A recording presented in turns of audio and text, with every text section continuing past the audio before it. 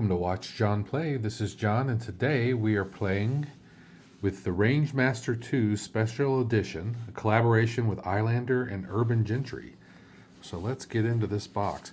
The good folks at Islander were kind enough to send me a watch for review, and here we have it. Makes a nice presentation in the Special Edition box.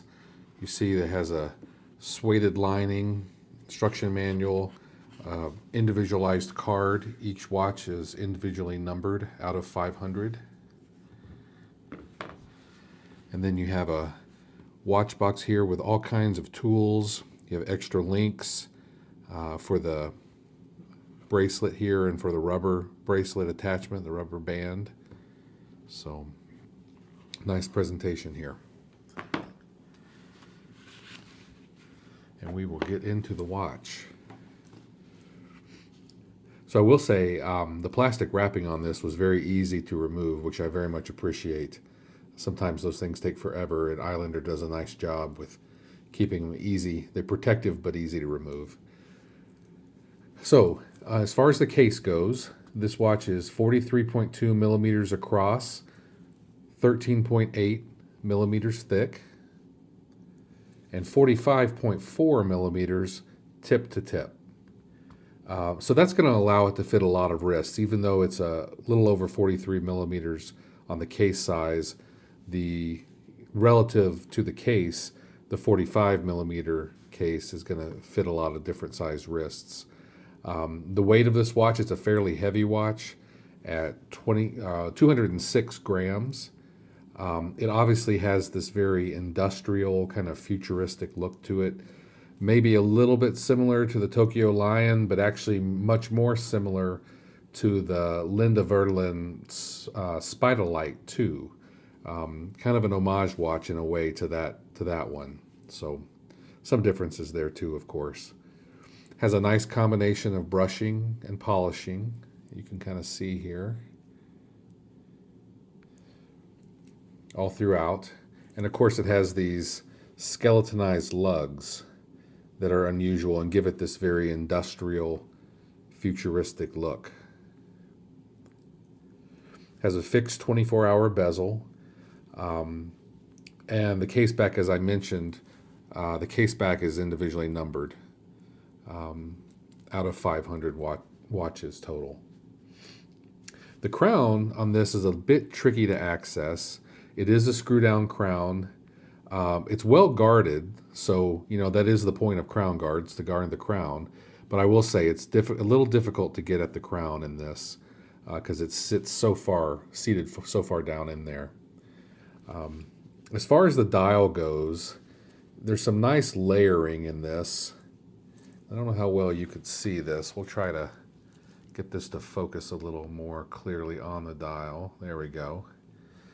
So you can see there's some nice layering inside this dial. It has a pencil style minute hand and an arrow tipped hour hand that are loomed, but they look skeletonized because of the white case. So there's a black version of this watch where it doesn't look as skeletonized because the hands are the same. There's orange accents, of course, on the GMT hand, the RM2 logo, and the tip of the second hand. Black outline around applied numbers, indices, and hands.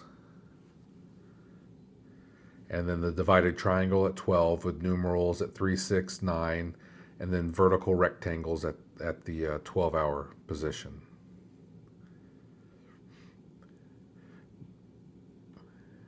So the GMT uses vertical and horizontal rectangles for 24-hour markers on the dial in addition to the bezel. I think that makes the dial a little too busy in some ways, personally. I would probably drop the horizontal rectangles because of the fixed bezel. I don't think it's as necessary because the bezel's not going to be moving around.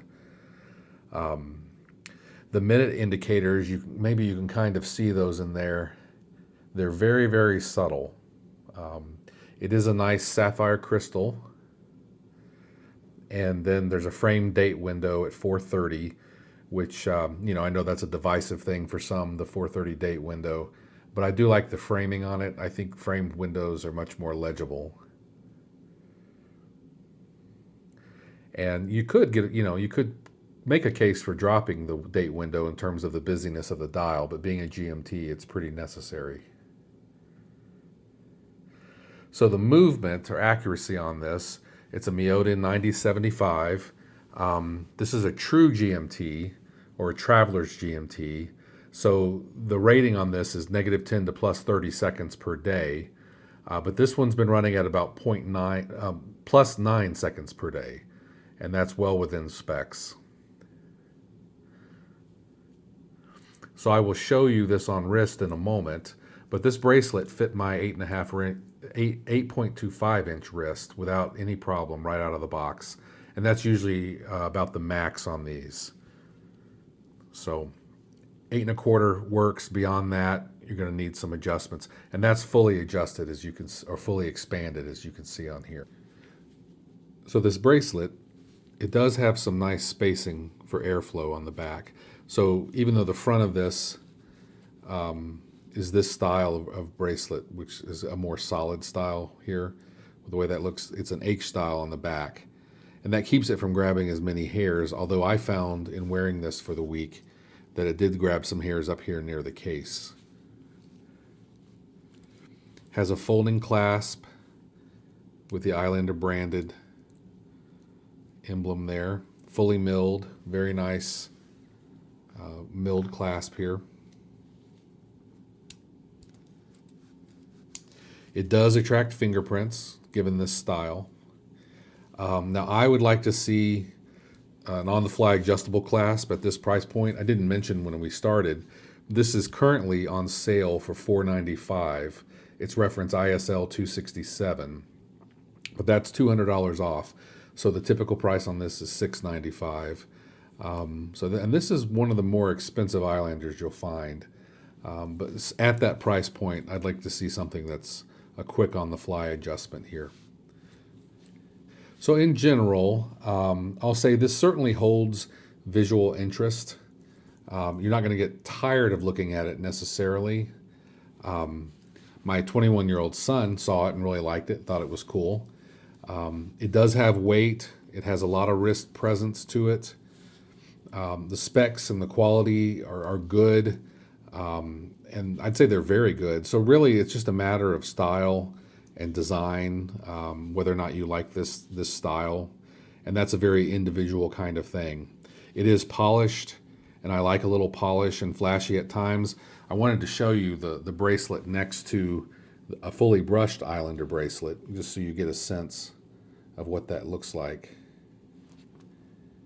There we go.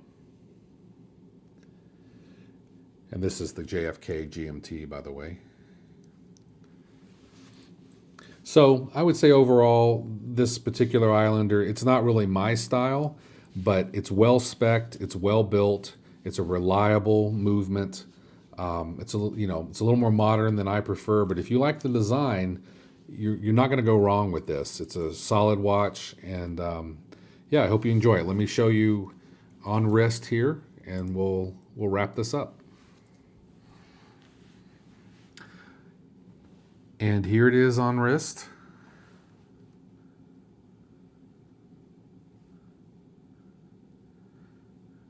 There you go. All right. Thanks everybody for watching, and I'll see you next time on Watch John Play.